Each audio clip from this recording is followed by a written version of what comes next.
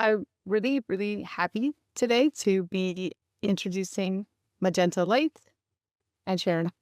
And when I first met Magenta, which was in person, I believe, oddly enough, for this digital world, her sense of how to keep people grounded in networks was just really, really impressive to me. And seeing what has unfolded with Bloom and hearing what you will hear today about case studies, I can't emphasize enough the depth of practical experience and lived reality with struggles with boundaries and dark personalities and moving units of community, etc., that Magenta has and brings to today's conversation.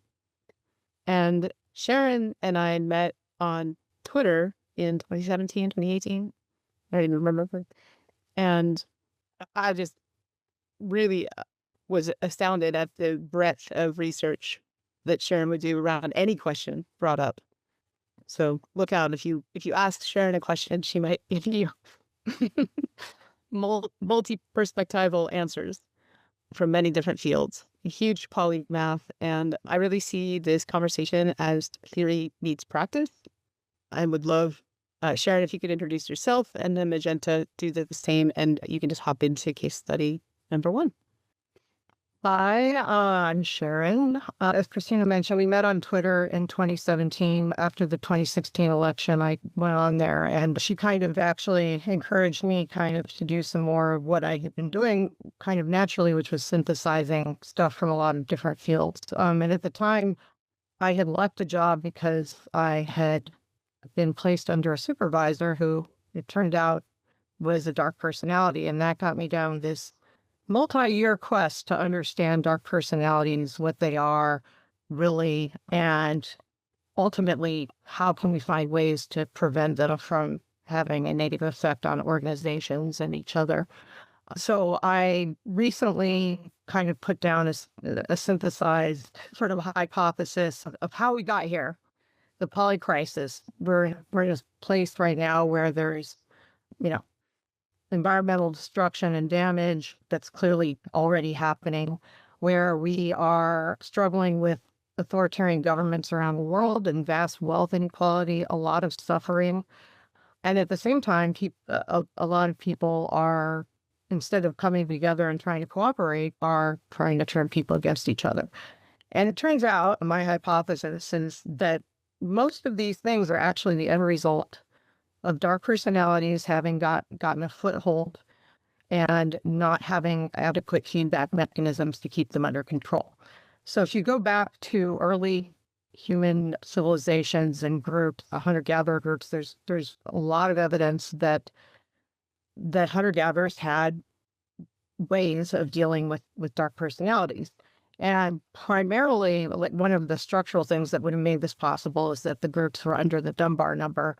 So under, and significantly under usually. So like around 150 people, the idea being that that's really the upper boundary of the number of people that you can truly know and understand. So part of that is that you would be in these small groups, multi-family, extended family groups, very dependent on each other for survival.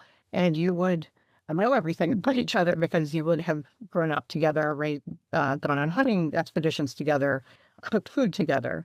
And generally, because these groups are very interdependent and needed everybody's contribution, it wasn't in the interest to get rid of people. It wasn't in the interest of the group. But sometimes, and this has been shown out in a lot of anthropological studies, even of groups going back hundreds of years and observations of even groups today that still live in this manner, at least somewhat, is that there were built-in social ways of dealing with people that would basically be exploitative, selfish, violating social mores, hurting the group.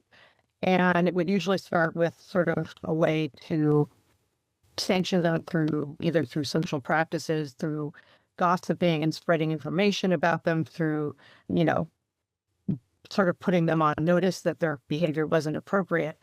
and escalating eventually, if they didn't stop that behavior, to either exile or execution, basically. And we can get back to that later. But after looking at sort of how sociopaths have operated throughout different cultures in history, my hypothesis is that once we started living in more stationary, lifestyles because of agriculture and having surplus that could be either acquired legitimately or could be stolen, and people started accumulating surplus. Once you got to a point for people whose primary motivation and drive is selfishness and exploitation, they actually started trying to get that surplus, and with that eventually can come power, because you can pay other people to extend your agency to do what you want. And the real trick comes in when this didn't happen everywhere. There's places where they had agriculture, but they did not develop vast inequality. A lot of areas in the Americas, but it did happen in a lot of places in Europe and the Middle East. And eventually what happens is that if people get enough power and you start, asserting your will through this power of being able to pay other people, eventually you become able to affect cultural norms and, social institutions. So my hypothesis is that there are certain groups that this became very prominent, and it was true of a lot of groups. This became a very predominant practice. And in cases like this, what happens is that the norms and the systems that the culture sets up are actually very pro-sociopathic, and in turn actually kind of make everybody a little bit more sociopathic, because you have to behave within those constructs to get by and to exist. I feel like what we've gotten to now is a situation where the feedback, there have been some feedback loops in terms of environmental constraints. So if you follow this process, a lot of civilizations would have followed this, but then gotten pushed back on just by environmental constraints, because the natural propensity of selfish exploitation is to overuse resources to destroy environments. And so you would have had, throughout history, and this has been borne out by archaeological study, there are situations where you had these big cities, but that then people just left them because it turned out they had basically destroyed, the environmental web that was supporting them because of this exploitative culture. But it got to a point where people started going, and instead of getting the feedback loops from the environment, they started just taking over other people's areas and expanding the environment that they were exploiting from. So the end point is, we basically exploited the entire Earth's environment. This sociopathic culture has spread to, every corner of the globe. So you can't have a corner of the globe, but and it's gone everywhere. And so the question is now, what do we do about that? Our ancestors had ways of dealing with this. It's not the same now, because it's impossible to know everyone that you interact with. We live in large, complex societies. So I'm going to hand it over to Magenta to introduce herself now, but Magenta has been working on the same problem on a practical level, and is going to tell us some examples of how it applies and what she's done with that. Thanks. Thanks, Sharon. It's been really awesome to meet you and have these discussions. So I'm excited for today. And thank you, Christina. Yeah, so I've had the pleasure of having my face rubbed in all of these dynamics in multiple different situations. So I will share the learnings from that today. And yeah, by way of background or introducing myself, I've been working on Bloom Network since 2011 and 2010.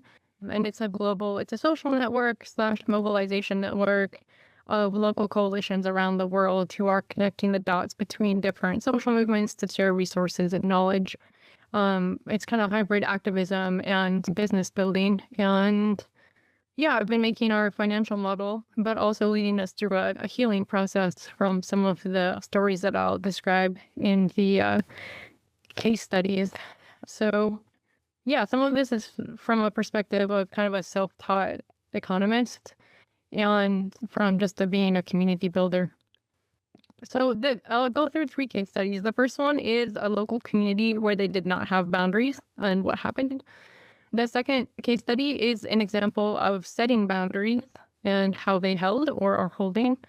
And then the third example is of not having agency to put in place the boundaries that are needed to be safe and healthy. So hopefully these kind of illustrate different scales and approaches to these problems. So the first case study, so there was a very successful local chapter of Bloom Network. Like I said, they're like coalitions of businesses and projects and people in a region. There were, I think, well over 600 people in this community. It was in an urban area. They were doing film screenings and potlucks, lots of other events, and they were a very cross-cultural community. So very successfully building networks of people collaborating across various kinds of difference. So because they were doing film screenings, they were charging for those and they had some money in their kitty. And one of the organizers was using some of that funds because it's a boatload of work to make events happen. And a new organizer came in, and at first they were like, "Hey, you want to help? Awesome. Welcome." And, no concept of, be careful about that at this point. And so this person was a dark personality, and they had an issue with her taking the funds. And they spun this aggressive story that the main organizer was taking money from the event's income for herself, as if that was a terrible thing. He was harassing her as well as the other organizers, and just like no room for conversation whatsoever. The other organizers left because they're like, fuck this, it's not worth it. The person who was being harassed left as well because it was just too intense. And this person was able to take over the organization. That entire successful community no longer exists. At some point, they, came to us at the global level of Bloom to just like let us know what was going on and like, hey, this guy has control over this thing now. And we ended up talking with him, and like kind of other people came out of the woodwork triangulating with us, which tends to happen when folks kind of become aware, oh, this is not just me, like this is happening with a bunch of other people. And so that was, the first story. So consequence of not having any boundaries, you lose everything that you've built. So that has happened in many communities, I think, over the world, especially in an activism context and other kinds of organizational contexts as well. So that's the first one. I don't know, did we want to do back and forth between the case studies, Christina?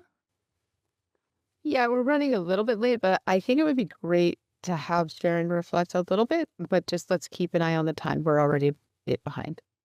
Well, I would just say that, with regard to that first study, that I'd say that the main thing that points out is a couple of the factors that are needed for containing dark personality. So the first one is people actually need to know they exist. A lot of people don't really understand that, and it kind of, and I've seen that actually a lot among liberals because of this sort of enlightenment view of the tabula rasa, the idea that we can kind of just make ourselves, and that people who behave in a malicious manner, that it's entirely because of, of upbringing or having a traumatic background. Regardless of that, I mean, that is sometimes true, but there are people out there who are just purely malevolent. So that's the first thing, is it's very important, I think, to have some kind of education for people, anybody in a group or just as individuals, that people like this exist, and that you need to be able to recognize them, or know a way for someone else to recognize them.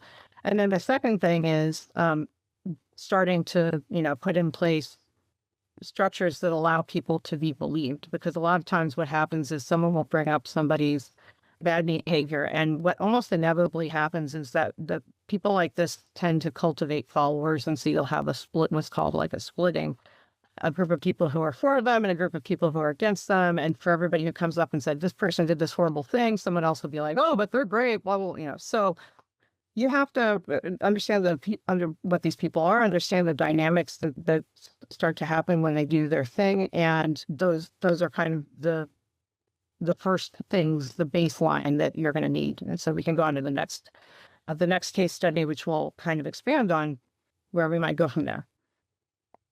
Thanks, Sharon.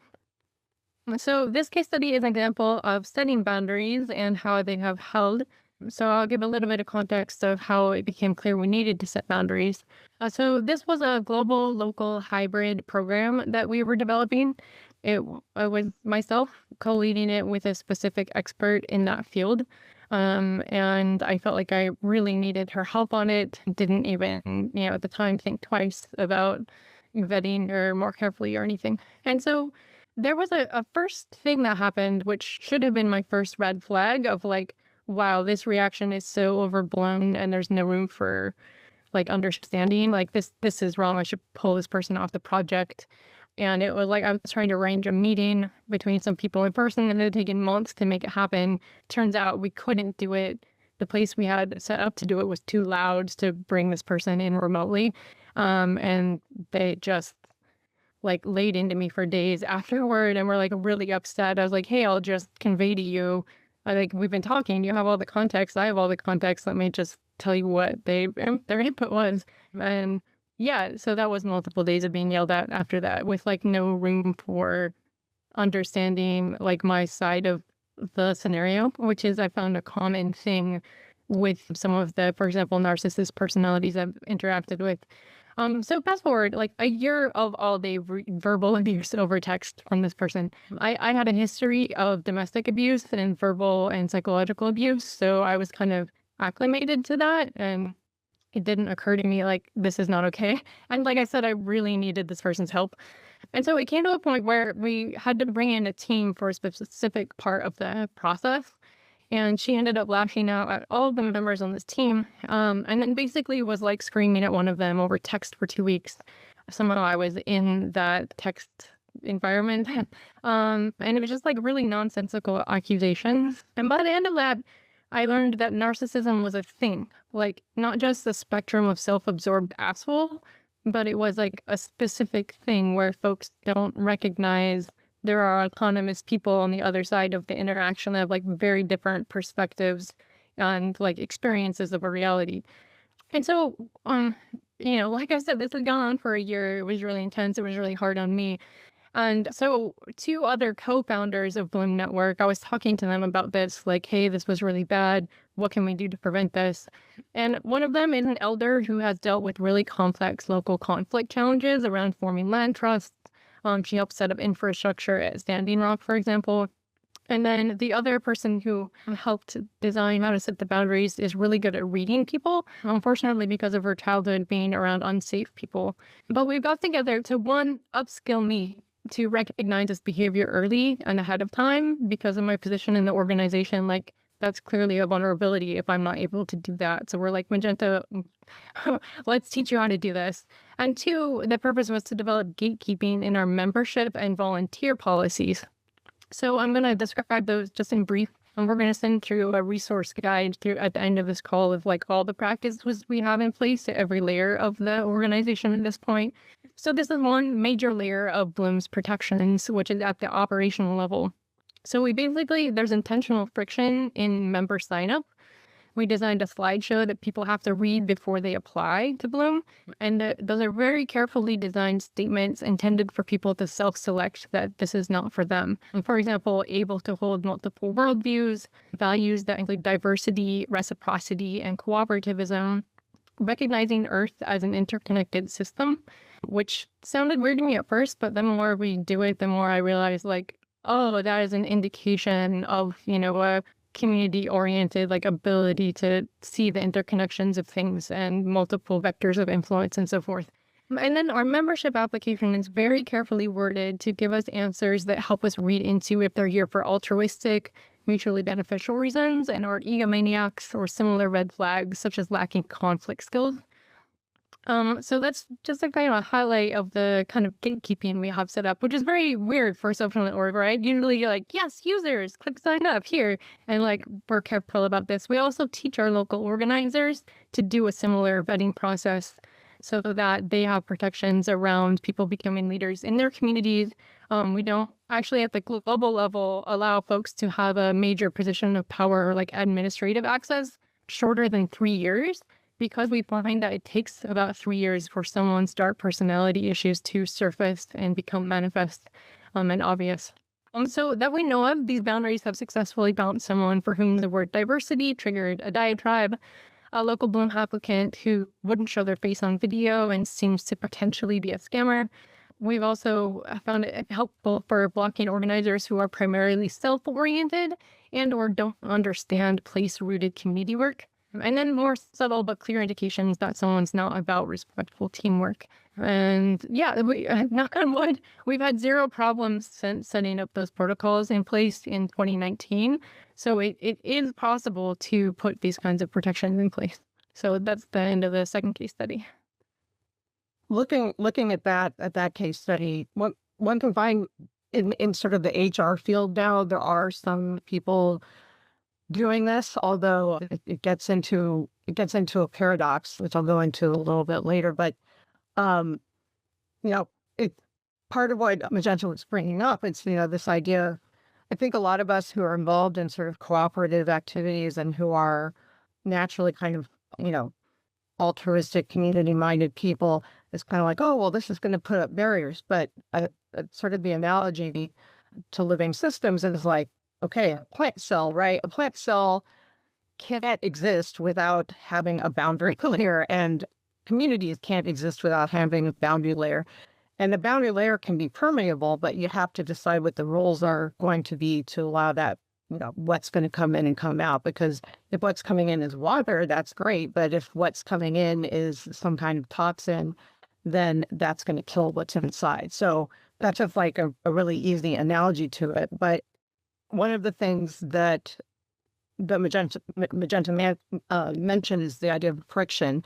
So it's instinctual to maybe just be very welcoming and just want to let people in. But again, you need to create an environment where it's going to select against the people that you don't want. And so in terms of using some of these some of this terminology like diversity or, respecting the interconnectivity of the environment, ironically, it's not ironic. It's kind of obvious if you think about it, but there's all kinds of terminology in different fields for dark personalities. And in sociology and social psychology, there's a term called social dominance orientation.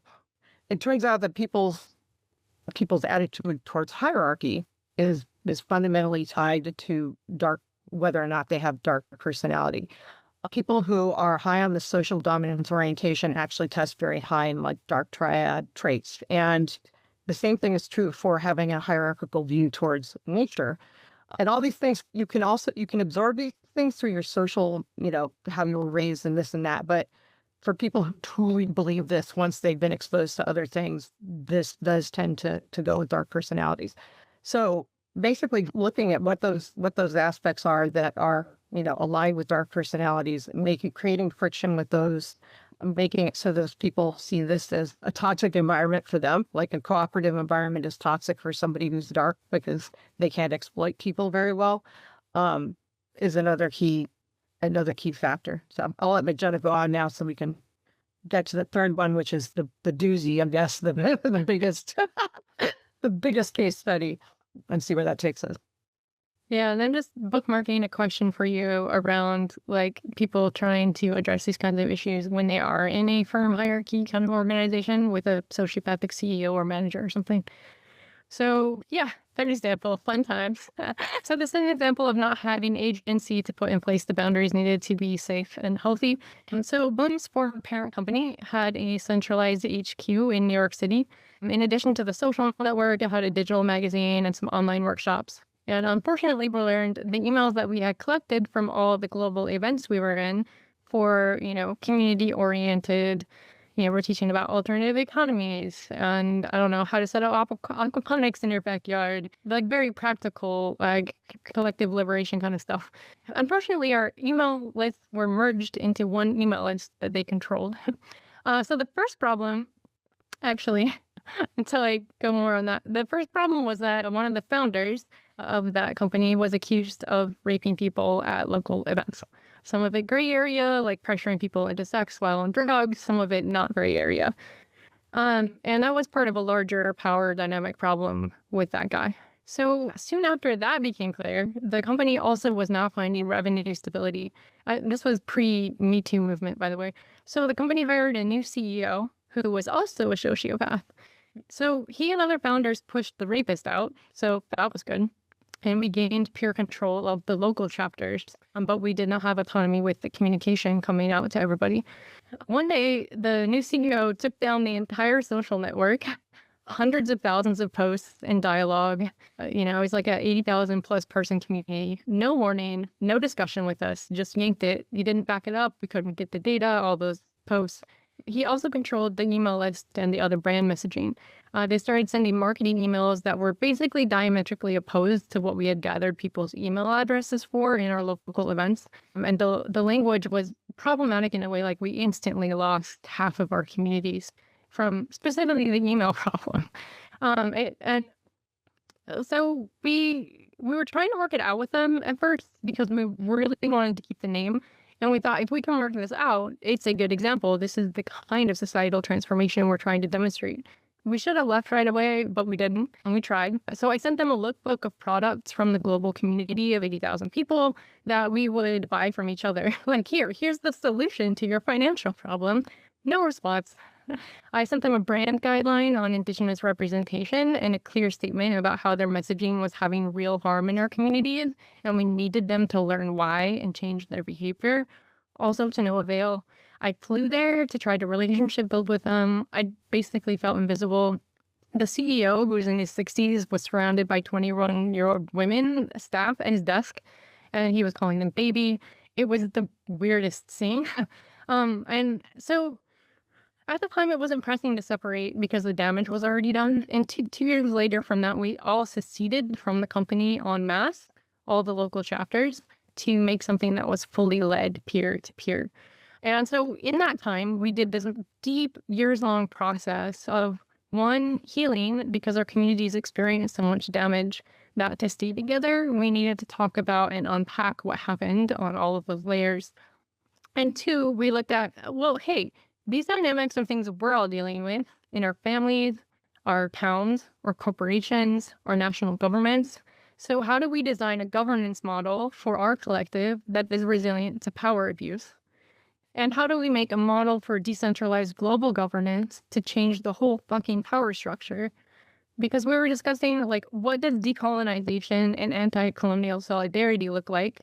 Because it was part of the healing process for all of our multicultural communities, especially the parent company had kind of veered into this weird hyper-commodification of new age stuff. So we were dealing with a lot of, like, overt racism. And it just was all really raw and apparent. And so we're looking at healing our places, our communities, our ecologies, ourselves. And we saw that we couldn't fully do it without changing the global power structure. And we saw like what we went through as a microcosm of that. And so that process resulted in this whole stack of processes and protocols. Like I said, we're going to send this all through to you so you can read it in detail. There's white papers about it. But some highlights, we use a federated cooperative entity structure. We're looking at financial power instruments like community-owned investment, housing cooperatives, and land trusts. Those are in wide use across our network, and we advocate for people using them as forms of localized financial power, watershed governance, and relationship building, and the technical processes that support it, conflict resolution, et cetera, et cetera. And at the underlying it are relational approaches where we have a strong cultural and business foundation of symbiotic business and mutualism. So everything is built on listening to each other, respecting each other's autonomy, and collaborating to, increase each other's wellness and collective liberation. And so that's all playing out now in partnerships, and it's really beautiful to see that it's working as intended, because none of this process was fun at all. So yeah, like I said, we'll send a summary of those practices, so I won't go into everything. But we seriously built Bloom to transform the corporation, which breeds sociopathy and has captured governments, into a decentralized cooperative. Actually, said rapist vision was to transform the corporation into a cooperative owned by everyone in the world. Yeah, so all that to say, like, that's an example where a community did not have agency to get the boundaries they needed, and they had to leave.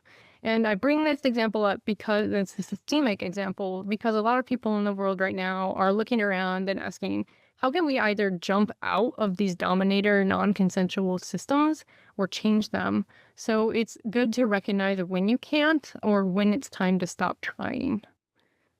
Yeah, but Jenna, why don't we go back to you had the note that you wanted to discuss on the hierarchy, which is actually what I was alluding to when I said I'd say more about it later. But why don't you phrase what you're looking for, and then I'll try and. Oh, yeah. I mean, I guess in our case, it was like it became very clear we just need to separate and make a peer-to-peer organization, right? But I think a lot of people are working in context, like they're employed in them or they're passionate about staying in their industry, and the whole industry has hierarchical structures. So, from your perspective, when those structures themselves are inherently sociopathic or breed that, or there are individuals in that hierarchy that like how do you recommend people organize around that or dismantle that or any practices like that? I mean, so first of all, like I completely agree with that perception. When I was going back through some notes of mine and some papers on how companies, various, or institutions put in place processes to try and protect against dark personalities. And inevitably the focus is on, like, oh, look, we'll do the screening, which is part of it and should be done. But it was more, if you scrape if you look at the surface, it's sort of like, oh, we'll try and identify these people and try and prevent them. And then, we'll protect whistleblowers, or we'll provide a reporting mechanism or whatever.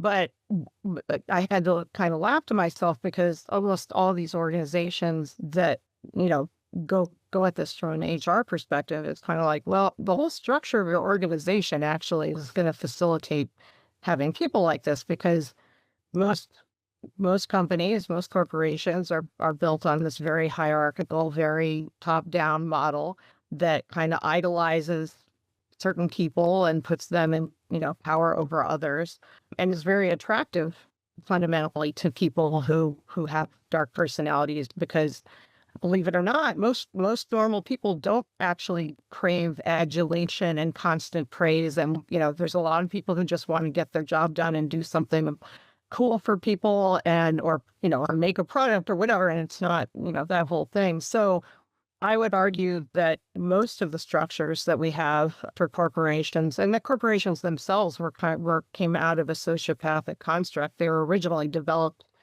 to basically exploit new territories, right? If you look at the United States, then it was, and the British colonization, it was these corporate charters, and same with other colonial powers, corporate charters given the groups to go and basically exploit a place.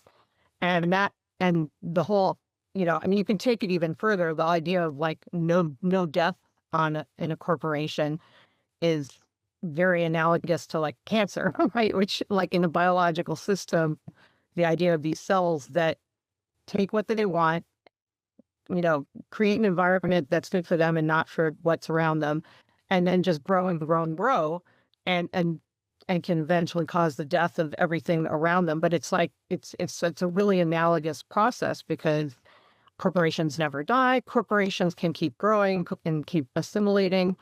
So that's the other thing, is even if you remove a bad person, the system follows to take that sort of approach. And so whoever you put in there, it's going to be very hard to turn that into a good corporation, even if they're doing some socially beneficial things. So that's my ranty answer to your question. But I think there is a fundamental need to change just basic social structures, because a lot of the ones that we have, and including government, which gets to your third case study, our systems of governance, we look at them closely, a lot of them have very sociopathic, propensities in them, and the way they're set up, even ones that are, putatively democracy, because they don't necessarily give the same amount of power to each person.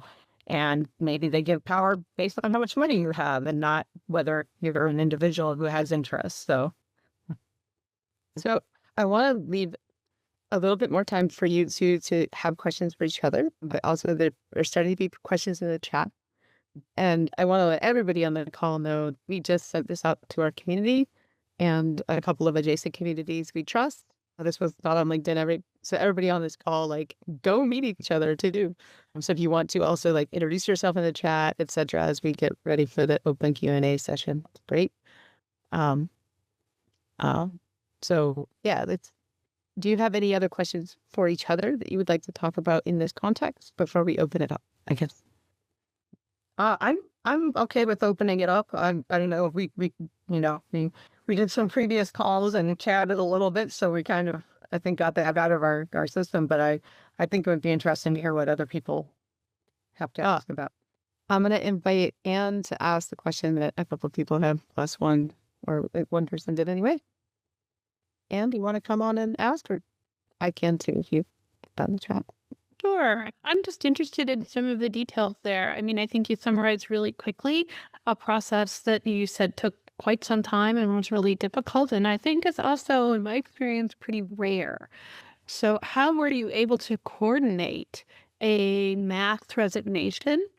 And also, could you take with you what you needed to get started in your new organization?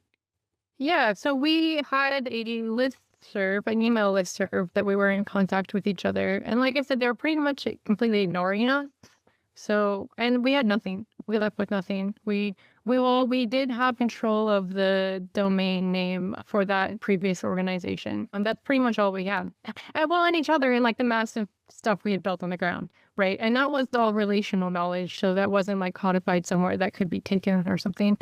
And so we were all through the listserv and then one-on-one calls and like small group calls. We all kind of like knew each other at that point, the people who were still in contact and didn't leave because of those problems. So it was and we have an unusually high degree of solidarity and like consensus. So, I mean, I was in the position of the executive director at that time. And so I just said, hey, like, I really think we've reached the end of the road here. And everyone was like, yeah. So yeah, well, I mean, I don't even know what practically we did at that point. It was a while before we left, like, found a new name, but, no one was like, no, I disagree. Everyone was like, yeah, we're done here. So we just stopped talking to them, basically. And we had no resources. We had no money. We had negative money. Like, so obviously I'm like, okay, we're on the heels of this name. Let's try to raise money. But like in the Bay Area, you mentioned that company's name, I would just get side-eyed and end of conversation. So there was no way to raise capital, which is weirdly like kind of a boon because we were able to do these like super innovative processes that maybe I don't know, if someone had more resources, maybe they wouldn't have done them. I don't know. We're just like, let's do what needs to be done. Faison, do you want to chime in? He's got a bad connection. Maybe if you want to read his question for him. Yes. Let me just go up and find it again. So there are people with unusual neurophysiological capabilities or wiring who don't fit neatly in categorizations and might have access to states and traits associated with both dark and light patterns. What safeguards prevent decentralized screening from becoming decentralized eugenics? So like, how do you leave space for generative diversity, even if those neurodivergent patterns can be problematic in some situations, I guess? Yeah, I mean, that's something that I've, and have been discussing my research with people, just having conversations. I always get pushback about that idea because you don't want to go down a road where you're just saying, oh, okay, we have this idea of this particular group of people that are somehow evil, and because people have defined all types of people as evil before in previous governments and cases where people have, tried to get rid of people and that kind of thing. So how do you do this in a more, I don't want to say, how do you take a more humanistic approach that accounts for variability? And I guess the way that I look at this, because I mean, I don't have all the solutions. Part of what's driven this is that,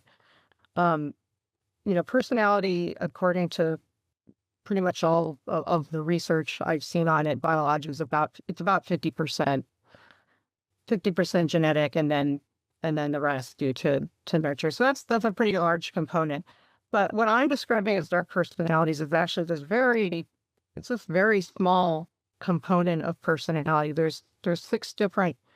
I use a system called Hexaco, which actually has a trait that accounts for dark personalities, and it's just so it's one trait that accounts for that. And then whether somebody and the core characteristic of personality that defines sort of a dark personality is low honesty, humility, which is basically, it comes out as selfish exploitation as an imperative.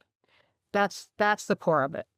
There's people who do bad things, who are obnoxious, who are aggressive, who are whatever, but they're not actually dark personalities, right? So I have actually, it's a very kind of very fine definition.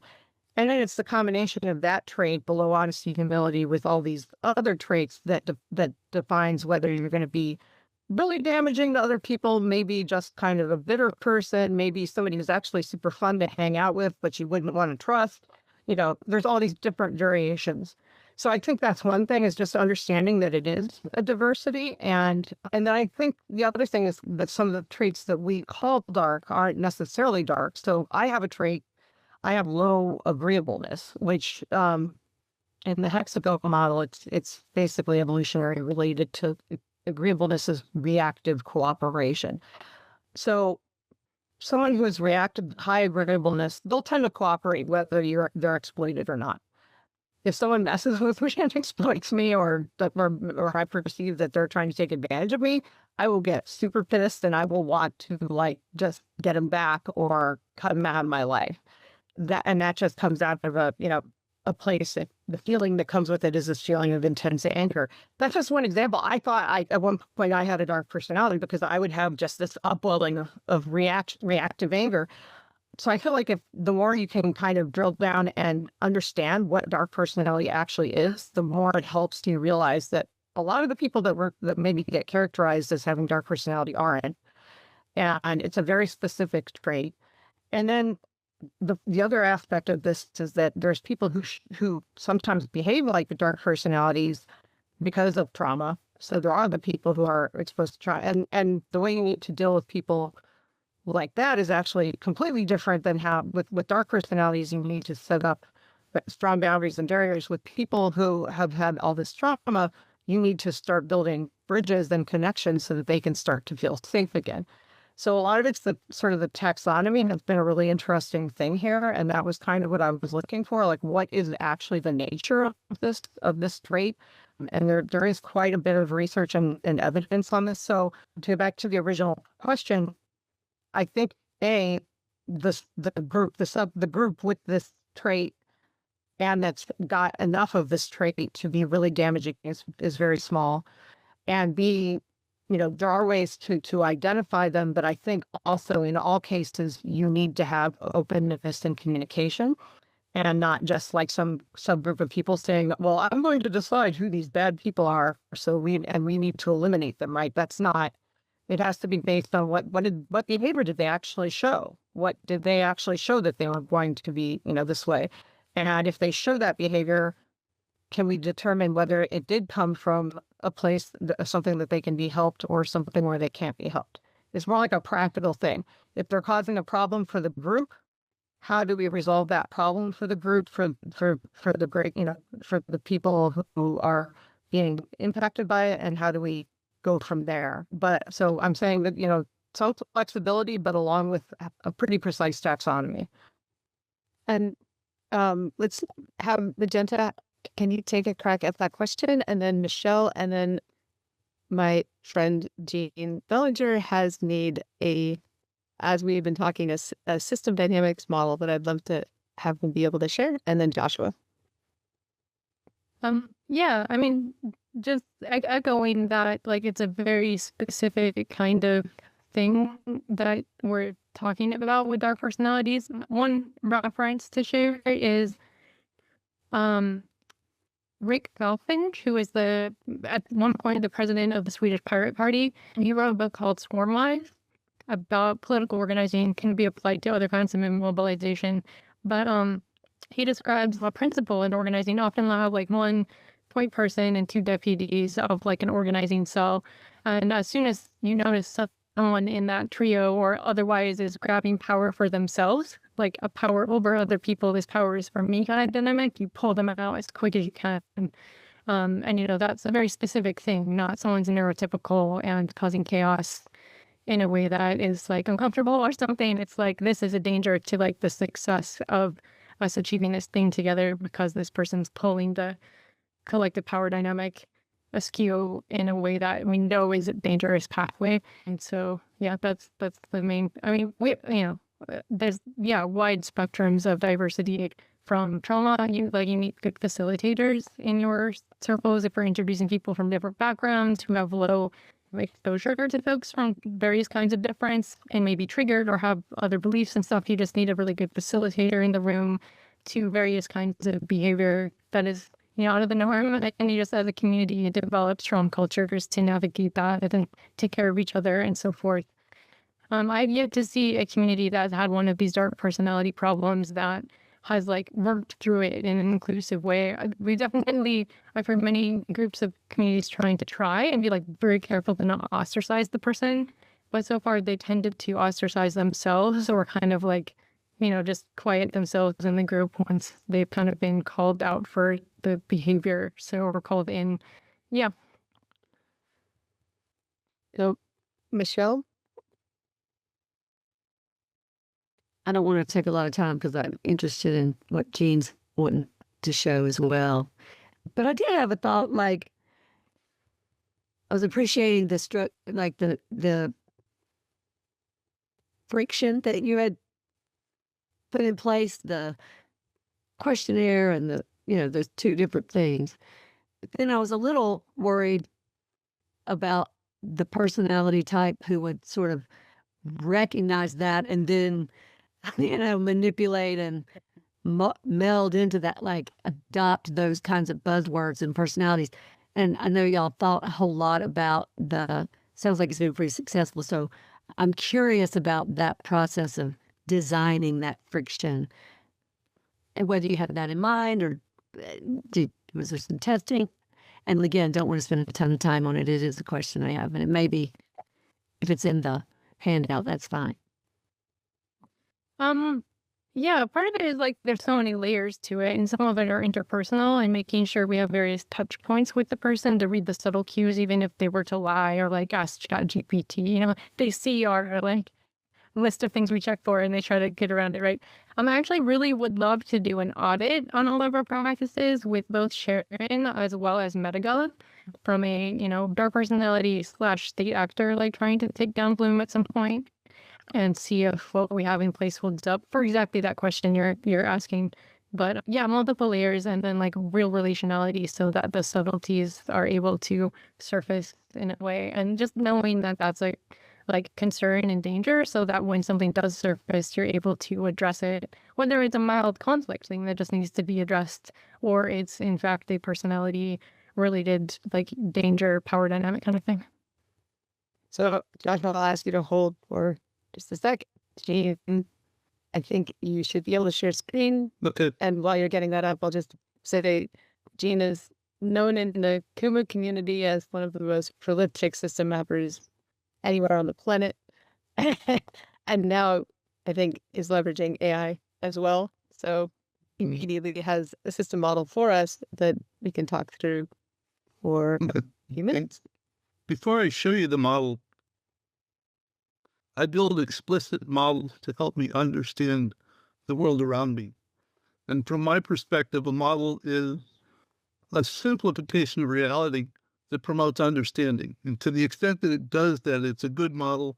And if it doesn't, you can throw it away and build another one or work on it some more until it accomplishes what it was that you were looking for. So as Magenta was talking, I built this model. And the intent was then that the whole idea of dark personalities seemed fascinating.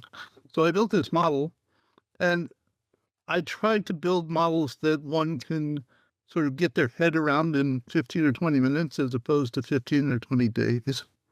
So that if you start with dark personalities, it describes that, and it promotes manipulative behaviors, and that creates a loop, which is a balancing loop.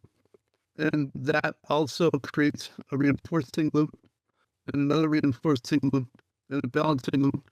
And the collection sort of evolves. Now, I sent this to Christina, and she can distribute it. And it's an HTML file that you can load in your browser, and you can look at all of the pieces. You can mouse over the loops, and when you click on the loops, it will show you what the pieces are that are actually part of that loop. And I also sent her what did I send you? Here someplace. A description of the wisdom of the model and the highest leverage points for dealing with it as it unfolds into the future.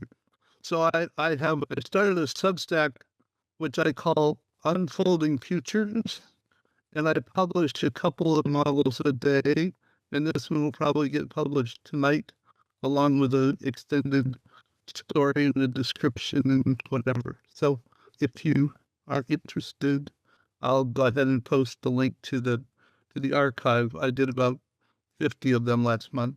Amazing. Just amazing. Do you want to reflect on any of that, or you want to digest the model later and maybe we do a session on the system dynamics involved in dark personalities? I'm asking Sharon and Magenta. Oh, okay.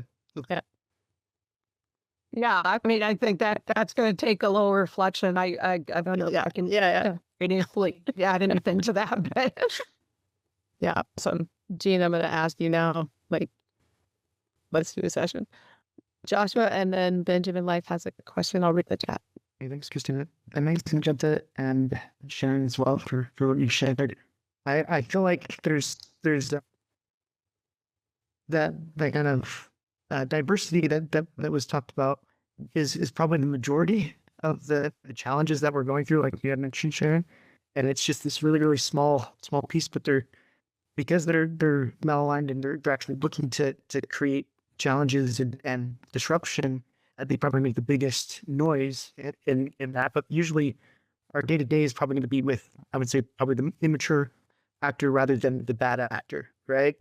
And I guess my question is more so, what are some of the safeguards for, first, that I guess the bad actor, because I feel like the bad actor almost waits and learns until there's a position where they can take advantage, and then they really act, and it's probably easier to see more of a immature actor and kind of safeguard from those. But then the kind of second part of that is that on the immature actor, for pretty much all of us, that we make bad decisions. We're not trying to do it with real intent. What are those safeguards that you set up in the organization? And for the bad actor, kind of the first part of that is, Magenta, I think you were mentioning this is like, what are the ways, like, if we get a bad actor that's coming in from the outside of the organization that's trying to take us down, it has a lot of ability to take us down and resources to do so, like they're just gonna roll right through us, right? So like, what are some of the safeguards in that way? And also, what are the safeguards internally, right? And then on the second part, what are the safeguards that we do for just for immature actors, right? Which I think is more of our day-to-day. We'll check there. Sharon, do you want to start on that one? So, okay, I'm more of the theory part, and Magenda's more, has done more of this in practice. I would say that, okay, I completely agree. And I mentioned this, that there's people who show the same phenotype, the same displaying behavior, some of whom are other personalities, many of whom have actually been through trauma. And it is important to not confuse the two. I would say that some processes that help with dealing with the immature actor, as you use that term, it's sort of incorporating, I know that some organizations and professions do this, that like, if you're going to become a therapist, you have to go into therapy, basically. It's sort of the idea that you have to explore the things that are going to potentially trigger you when you're working with other people. And I think there is a space for having processes like that where, which could also be as sort of a, even self-evaluation, and Magenta can speak to this too, because I know you talked about this whole healing process as well, right? The thing is that the bad actors actually, okay, I'll just explain, this is very relevant right now. Authoritarianism is basically the combination of a bad actor, a sociopath at the top, and people with a trait that's usually lower openness. If you look on the hexagon model, openness is sort of the right-left spectrum, which isn't good, bad. It's just openness to new experience. People with lower openness tend to be less they are more nervous about change or interacting with people who are different or whatever. But that doesn't mean they're inherently prejudiced or anything like that. But that's the trigger, is a sociopath exploiting the fear instinct of people with other certain tendencies. And that's what turns into authoritarianism. Most of the people following an authoritarian are not inherently evil or dark personalities. But that dark personality can weaponize that reaction. And I think that's kind of, on a smaller scale, that's what happens in organizations with people. Both, it can be due to personality, because certain personalities are prone to get triggered more by certain types of manipulation. But that, and trauma also, I think, causes a lot of trigger and a lot of probably just reactive anger that, like I was describing myself before I understood about my low agreeableness. So I think having some kind of introspection or group process, depending, could be actually super helpful to creating spaces where people feel safer. But that's a long-term thing, and it's not something you can just do, be like, oh, then here's your 1-day retreat, you're fixed, because that's not how trauma works. So anyone who has suggestions on that, I know that there's lots of traditions and different cultures for dealing with those kinds of things, and that's what I think we need to turn to. I think people have solutions for all these things we're discussing, and I think a lot of it is probably going to be found among people who actually were able to live sustainably for a long time, people with indigenous communities, people who have been with these groups that have been extant and have thrived for long periods of time. Because usually the sign of something, of the system that actually works, is that it doesn't outrun its resources, it doesn't destroy itself if it doesn't self-implode, and it doesn't require taking, cannibalizing. And if you look at systems that kind of follow those things, you might find patterns that can be replicated elsewhere that, that are regenerative and help people heal from trauma or prevent trauma, or teach children in a way that they can develop and not have all these traumas that people in our society everyone has certain types of trauma from living in it. Yeah. Before Magenta, I open it up for you to take a crack at that question, and then there's a few others pending. I want to say, if anybody needs to leave, feel free to drop off. We will be sending out the recording. We'll be sending out resources, etc., for everybody who registered. Yeah, on my side, I would say with immature actors, and this maybe ties in a little bit to the next question about hierarchies, but having elders in your community, having various kinds of facilitators who are very in training more people in your community or yourself to be a facilitator, so that you have boundaries in place is very key. I think with dealing with immature actors, sometimes it's awkward to assert a boundary or speak up to someone and let them know, hey, the way this dynamic is happening is making it difficult for us to do X or Y, or addressing, your behavior is making this person uncomfortable. And so having protocols and processes in place for those kinds of things. Yeah, just, setting boundaries early and often if a person is, unconsciously displaying bad actor characteristics in a group's collaboration. And then in terms of the true bad actors and lurking for a while, that's why, for example, we have that kind of protocol around not putting someone in a position of relative power earlier than 3 years of knowing them. I don't think we've seen yet that it's been longer than 3 years before that kind of aggressive dynamic will manifest itself.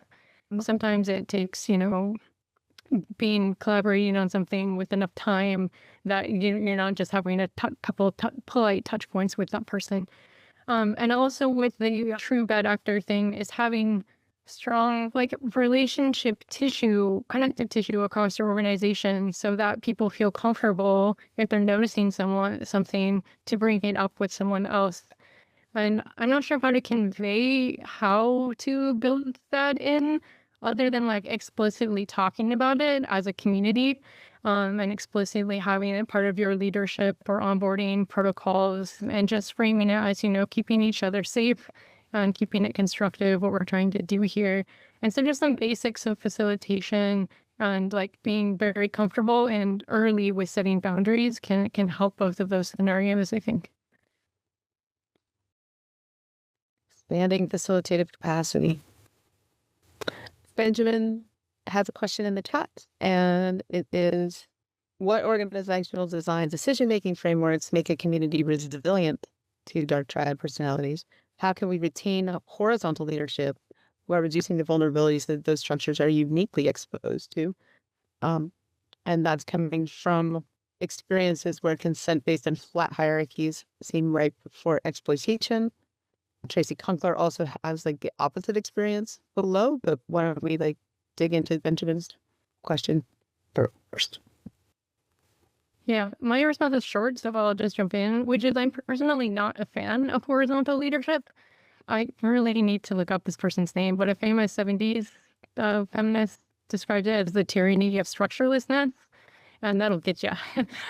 So like I actually trained with a political organization that trains women to be leaders in social movements. And we had very deep training in how you lead, where you have positions or roles for like efficiency's sake, but your leadership is expected to be like authentic to your experience and your background and your lived experience, so forth, and you respect each other in a much more sophisticated way. And so like at Bone Network, we use nested hierarchies, multiple natural hierarchies, and yeah, including that more diverse culture of what leadership is and means, and having a lot of spaciousness for that. I actually have yet to have a constructive experience of sociocracy myself because of that flatter hierarchy. That, I mean, maybe it's just been the organizations I've been in, but I like would very much, especially like in the DAO space, everyone starts out with like utter chaos, horizontal, like amateur move, like don't do it. So I'm not a fan of true like flat horizontal structures personally. And I'm a fan of, also the idea of structures that are able to morph depending on the circumstance. So there's what's it called? The Dawn of Everything is a book that talks about a lot of archaeological and anthropological patterns of humanity over space and time. And there was one study that stood out to me, and it had to do with this tribal group where during the hunting season, they were very hierarchical. They had like they had an appointed leader. It was sort of male leadership. And then during the other season, the non-hunting period of the year, it was matriarchal. It was much flatter, and they would shift back and forth throughout the year.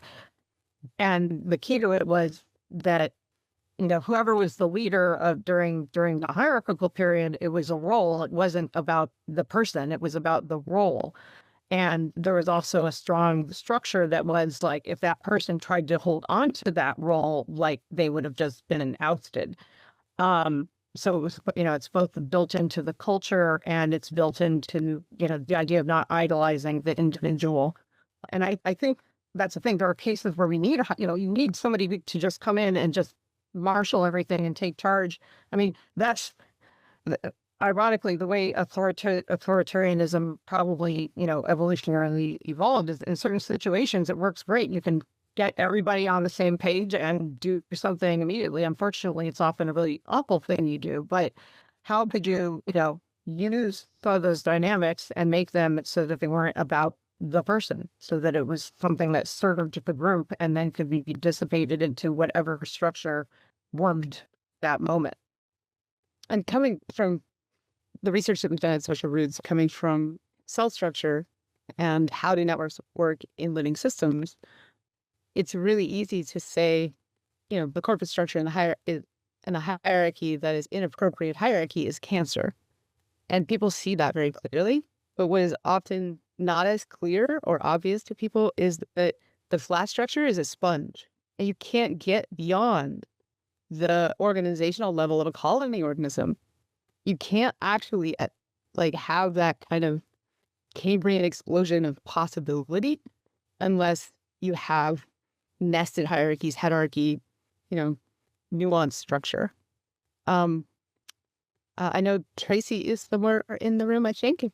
she's not gone. Do you want to come on and ask the opposite experience question? Yeah, hey, it's good to see you all, and I'm enjoying this conversation.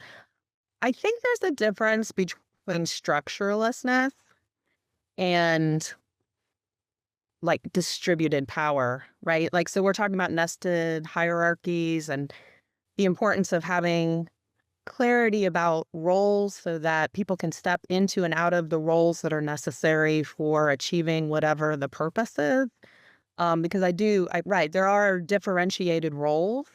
So I think there's a difference that I see in when people have a level of trust and a culture of listening to each other, that the person who is that person who is problematic in the sense of being very disruptive will often, especially like, if they just tend to self-select out, is my experience. Like the culture, how you create a very, like I think there's structure, and then there's also like, there's culture and there's relational practices. And in those relational practices, I think that's where the distributed power structure is not very attractive for the dark personality. And I think I was hearing that earlier. The dark personality is much more attracted to a hierarchical structure where, right, there's levels of power and they can get into those and they're fixed, and there's a lot more, it's command and control. That's the dark personality that would be attractive, right? Command and control. So I guess that's all I wanted to say is like and I'm hearing you talk about it, Magenta, like the relational practices, it may take time, but I think that it is the hunter-gatherer way, right? Like smaller groups with more trust so that it starts to become apparent when it's actually a person and the issue is in the person, and the issue is actually in the group, right? And that person is manifesting. They're just the problem, right? But they're just manifesting the problem that's actually the problem that's in the group. Does that make sense? And I think it just can be very confusing sometimes whether it's really a group that's dysfunctional in some ways, or it's actually a person that's creating that is actually at the level of the person. And so I think we talked a little bit about that distinction. Yeah, but I think this relational quality and relational practices are critical, in addition to the clarity of boundaries that structure offers, right? And these practices and protocols offer is the boundaries, and they work together, I think, really well. I hope that makes sense. Travis, did you want to chime in? You had a couple of different comments and questions in the chat. No, on my mind right now, no. I am like, sort of the main reason why I'm here is to like try to figure out how I can better like participate in, building resilient networks. And, I have like a tech background. And so I imagine there's needs, but like it's sort of like everything all at once. So I'm not sure there's space for that kind of conversation right now. Yeah, I think after the recording stops, I'll drop the link to join on the community at Social Roots, and there's lots of places that those conversations are going on. Okay, great. Anybody else? Open floor. I can chime in. Hi guys. Thank you for the vulnerability and openness of this conversation. I know it's a really personal and often difficult thing to talk about in a public sense, especially power, especially trauma. So thanks for sharing, and Magenta opening it up in that way. It's really lovely. And I guess I wanted to kind of relate to that a little bit. Like, we had similar kind of dynamics in various iterations of our project where, pathological personalities would come and try to work power or try to alienate people or try to exploit some aspect of the organization. And the two things that worked for us were kind of what you guys were saying. And it's different because, a small team is just so much easier. than a large set of people, but basically because we had two processes in place. One was there was no centralized authority, like there was at least 3 people that made any kind of strategic decisions for the organization. And then there were a consent-based process around that, which involved, kind of the ability to veto bad actors, but also like a culture of perspective taking, a culture of getting different people's perspective on any decision. Anytime someone came in and wanted to hoard power, they kind of just couldn't, and they would just leave. And that kind of reflects also what Tracy was saying, which was so insightful, that part of this is process and part of it is culture. And when there isn't room to exploit, people do give up very quickly. So it's like weird, like if it's not there, it's like the most complicated thing in the world, but if it's there, it's like super simple in my experience. And having a co-op structure versus like a traditional C Corp did for us really prevent a lot of bad actors from sticking around and attract different types of people. So just wanted to kind of add that little insight.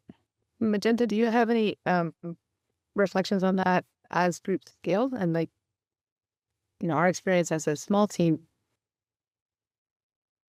was really generative and hopeful. But I wonder if your practical experience with bigger networks has some insights for us there.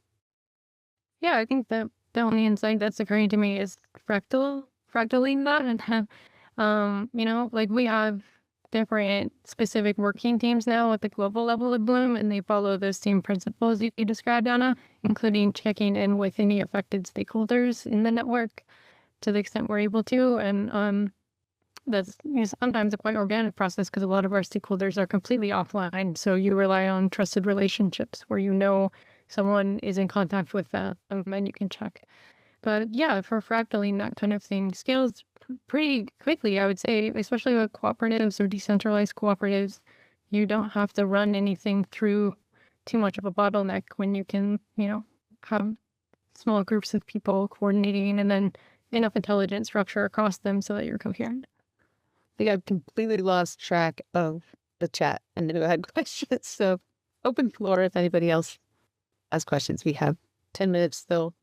I have one question for Sharon. I think this came up briefly in one of our chats, but we had touched on, like, do you think it would be possible to train or like educate children that these kinds of traits are real and things to be aware of in a way that doesn't result in ostracization or bullying and so forth, but would help people be aware when they encounter these situations, either like home abuse or like later in life, they know instead of getting wrapped up in it and it's 10 years later and they've had 5 abusive relationships and they're like, what is happening? Yeah, I mean, I think there's ways, and I think some of this type of work has been done around bullying because that's actually a manifestation. There's a lot of research on bullying and dark personalities, and people who engage in bullying behaviors frequently are dark personalities. And I think, that's one in terms of like interacting with other kids. The idea, and what I've seen done around that, is more like the idea of that you are responsible for those around you as well as yourself. And so if you see someone getting abused or bullied, you need to either, notify someone or step in. The idea of sort of like people grouping together to stand up against people who are being oppressive on that level. I don't know as much in terms of, countering home abuse or putting that in the context of dark personalities.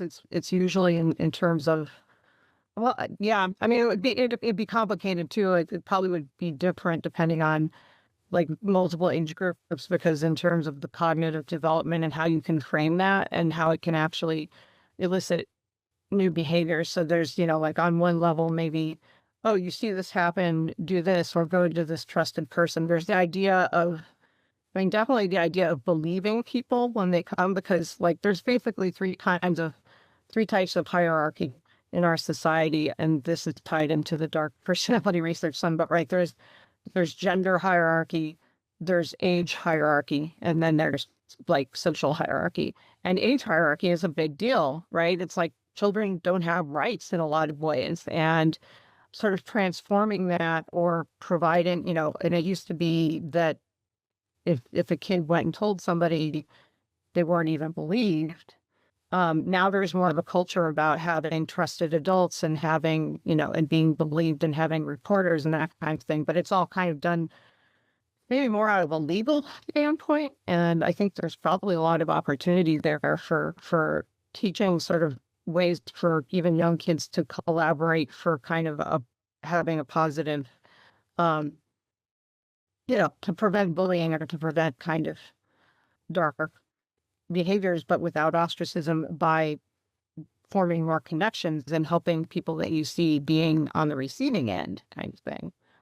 Because if everybody stands up to defend somebody who's getting bullied, then the bully, how are they going to keep doing it, right? It's kind of like, but it's when everybody else is like, oh, I'm just going to cover I'm just going to protect myself. I don't want to get involved, that kind of thing. I don't know if that at all answered, but there's so many topics that it kind of pulls in, but. Yeah, totally. Thank you. But with regard to what Magenta, her final case study about needing to just remove yourself from a system, is I don't think we've really touched on in one of our prep conversations. We kind of had a bit of discussion about that, because I kind of feel that, that's the place that a lot of us are in today with regard to our some of our broader, government systems and social systems that have been failing us. And it's kind of like, no matter how many times you organize to vote or to, raise money for this or that, there's these forces that are trying to do the opposite and trying to drive things the opposite way. And then the question becomes, can we actually change the system? Do we need to just leave this system and form a different system and let the existing one somehow fall away? And, that's a big issue that I kind of see as a subtext of that third case study.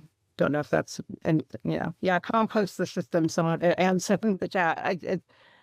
It is true that sometimes the system becomes just so overloaded, heavy, corrupt, non-functional, that it's sort of like you can't really fix it. It's just like, so then I think, but then that's kind of liberating in the sense that you can say, like, what can I create? What's my vision for how something could operate differently? And that's kind of, the thing I want to leave people with, is that these are things that have been with us since the beginning of humanity, and humans did evolve cooperation. We evolved, these compassion and caring and in these social systems, and it's a choice whether we want to continue to let our systems sort of be determined and run by dark personalities versus something that is good for the majority, not even the majority, the vast, majority of us, most of us.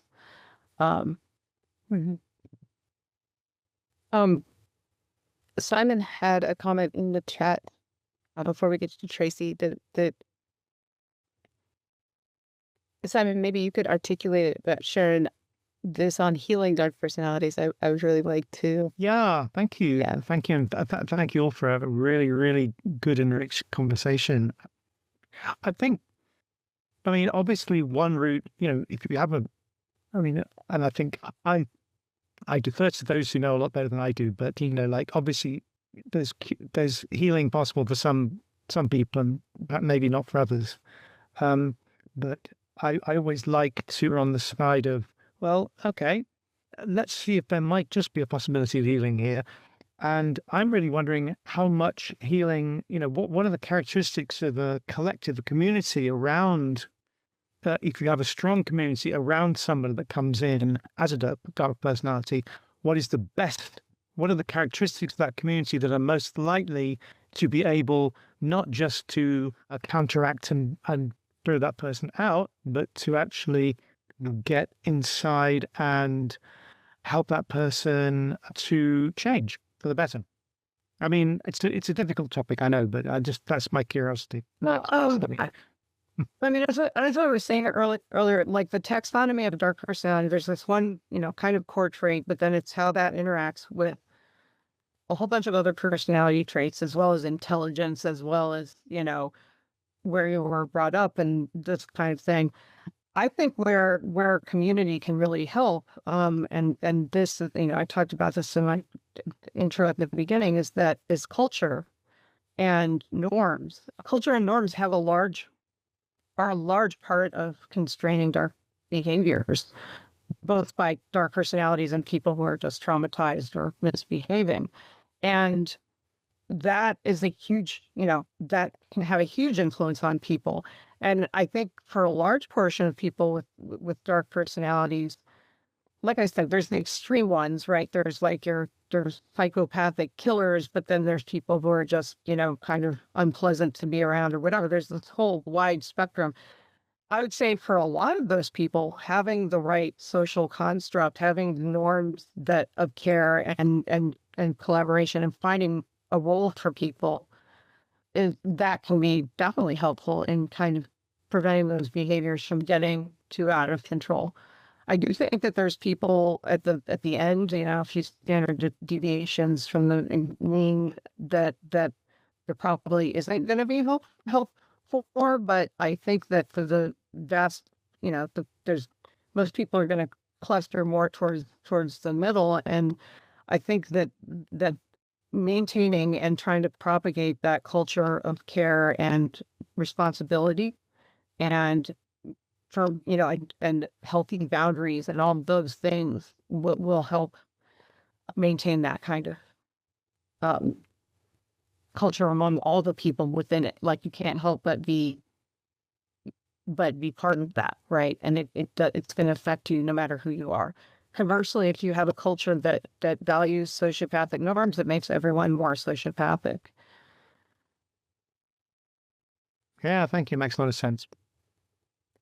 Yeah, I would echo that boundaries and culture are a good way to deal with it, especially if you have a small enough context that everyone knows each other. I think one of the problems we've seen occur in so many local bloom labs, and my own life personally even, is when an abusive personality will go out of their way to make sure no one sees their behavior. And obviously so much of our society is structured around that nuclear family and all that, blah, blah, blah. But when you have a small enough community that folks are aware of what the dynamic is and this person's challenges and et cetera, then you can, all be empowered to hold each other accountable.